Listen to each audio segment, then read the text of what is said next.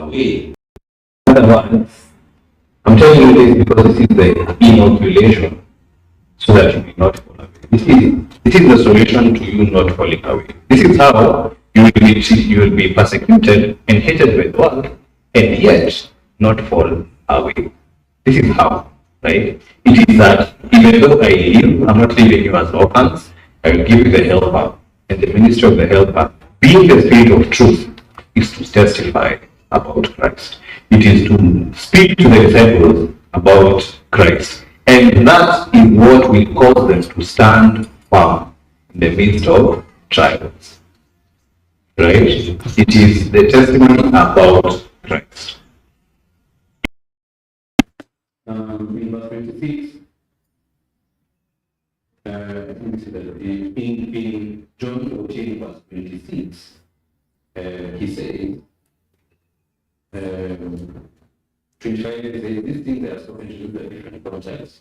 These things I have spoken to you while I am still with you. But the helper, again, the Paraclete, the Spirit, the Holy Spirit, whom the Father will send in my name, he will teach you all things and bring to your remembrance all that I have said to you. Okay? Interestingly, the next word is peace, a proclamation of peace. Peace I leave with you, my peace I give to you, not as the world gives, do I give you. Let not your hearts be troubled, neither let them be afraid. So the ministry of courage, we are borrowing from the ministry of the Spirit. Even here we are saying the ministry of the Spirit is a ministry of the Word. The Spirit is coming to proclaim Christ, right? It's coming to tell us about Christ.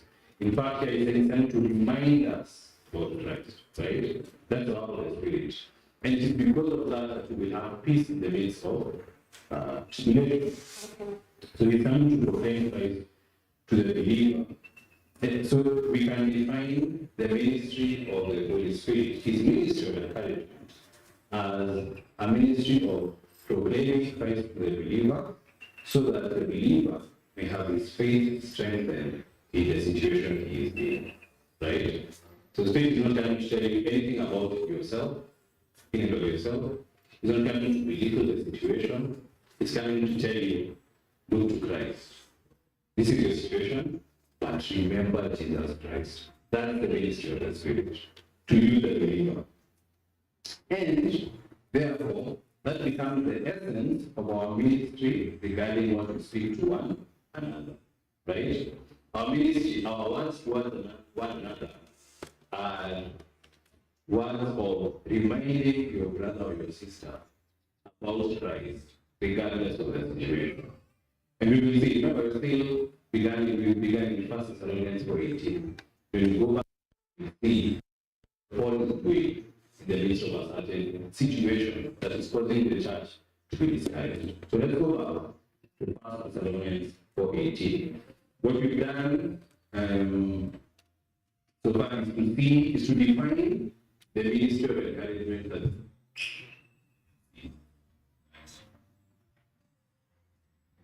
and we've seen that the ministry of the Spirit is that of encouraging saints by testifying about Christ. So back to 1 Thessalonians 18, Paul is saying, therefore, encourage one another with his words. Okay? Right? Encourage one another with. Again, even here we see that the tool of encouragement is words. Okay? And here, the way Paul is using encourage is in the sense of supporting, of consoling, and we will see that. If we read from verse 13, so go ahead and read it. But we do not want to be uninformed brothers about those who are asleep. Right? Confuse me a bit. But we do not want you to be uninformed brothers about those who have fallen asleep, that you may not be as others who have known. Okay? But since you believe that Jesus died and rose again, even so, Jesus, God will bring with him those who have fallen asleep. This we declare to you by a word of God, that we Who are alive, who are left until the coming of the Lord, will not receive those who have fallen asleep. For the Lord himself will descend from heaven with the fire of one, with the voice of an angel, and with the sound of the trumpet of God. And the dead in Christ will rise first. Then we who are alive, who are left, will be caught up together with them in the clouds, to meet the Lord in the air. And so we will always be with the Lord. Therefore, and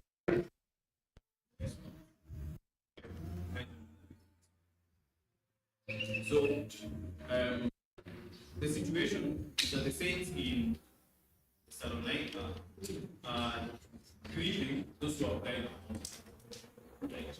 And God's concern is, he's saying, look, in the face of death, it is possible to grieve with you.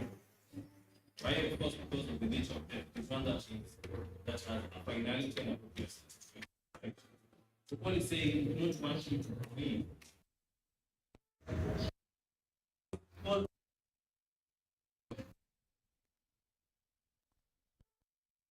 we the death of the saints, we are tempted to be hopeless out of the book. Paul is saying, I just want, but I'm going to show you that difference where I'm going to show you the reality of what happens. Those who are in Christ. And so what he's doing is saying that for those who are died in Christ, there's hope. And the hope is this, that if you're dead in Christ, Christ will resurrect them. They will come with Christ. And together, we will live. And they will be with Christ forever. Like that's what they are. We always be with the Lord. Right? So saying that come and see this reality. That if you see and appreciate this reality, then the way you grieve will be different, right? The way you grieve when a brother passes on will be different, because you know that a time will come, Christ will raise them, and then both they and you will together be with Christ forever, right? And that is the basis upon which we ought to grieve with hope. And so that's how he's saying, that is how he is comforting them. So he's consoling them. It's a consolation. And allow me to do that. It's a consolation, right? And he's telling them, console one another with these words, right? Remind one another this reality in the face of the situation. The situation is there. It's not going to go away. But remind one another this reality when we are tempted to be drawn to just look at the situation, full stop. Let encourage one another to see the truth, the reality. And that reality, remember, is about Christ. Because it is Christ who is coming back for his church. It is Christ with whom we will be forever. Right? And the way, when we remind one another of that Christ in that particular context, we are encouraged, we are consoled, we are strengthened, regardless of the sorrowful situation that we are in. Okay? So that is how the ministry of encouragement or comforting or consoling one another looks like. Remember, again, it is words regarding Christ in the situation that we are in. So we are basically telling, and the call to encourage or to comfort or to exhort is a bid to help the other person think a certain way, right? So that's the whole objective, trying to help someone think differently from how they are thinking. It's a bit to have them consider. And to consider is to